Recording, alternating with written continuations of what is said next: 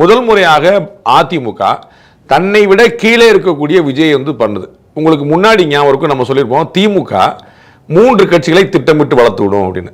ஒன்று நாம் தமிழர், இன்னொன்று பாஜக, முன்னாடி அண்ணாமலை இருந்தபோது, இரண்டாவது விஜய். 3 சொல்லுங்களா, அந்த 3 பேரும் வளர்த்து. ஏன் அந்த 3 பேரும் வளர வளர வளர அதிமுக கிளாஸ்.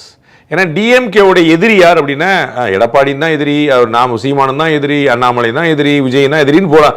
அப்ப நாளா அந்த எதிர்ப்பு பிரியும் போது திரு எடப்பாடியுடைய செல்வாக்கு குறையும். அதுதான் டிஎம்கேவுடைய தெரியும். அதனால தாவேக்கா நிறைய டிஎம்கே ஏறி அடிச்ச போது டிஎம்கே பதில் சொன்னதே இல்லை.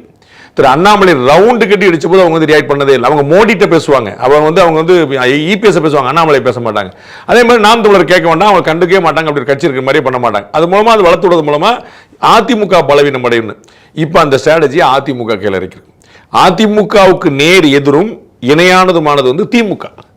நீங்க எத்தனை கணக்கில் தலையில போட்டாலும் ஏடிஎம்கேவோட ஒரு 5-10% ஓட்டு கீழே வச்சிருக்கக்கூடிய கட்சி தாவேக்கா. அப்ப தாவேக்காவை ஏன் குறி வைக்கிறாங்கன்னா, பாஸ் அது ஒரு நல்லதுதான், அந்த பிள்ளையை நம்ம வளர்த்து விட்டோம்னா அந்த பிள்ளை வளர வளர அது திமுக கிளாஸ் அப்படிங்கிற அந்த ஸ்ட்ராட்டஜி. நம்ம ஏற்கனவே திமுக எப்படி இந்த 3 வரை வளர்த்து விட்டதோ, தாவேக்கா திமுக எப்படின்னு கொண்டு போய் அவர் தாவேக்கா தன்னை வளர்த்துக்க பார்த்தாரோ, அதே ஸ்ட்ராட்டஜி இப்போ அதிமுக பிடிச்சிருக்கும்.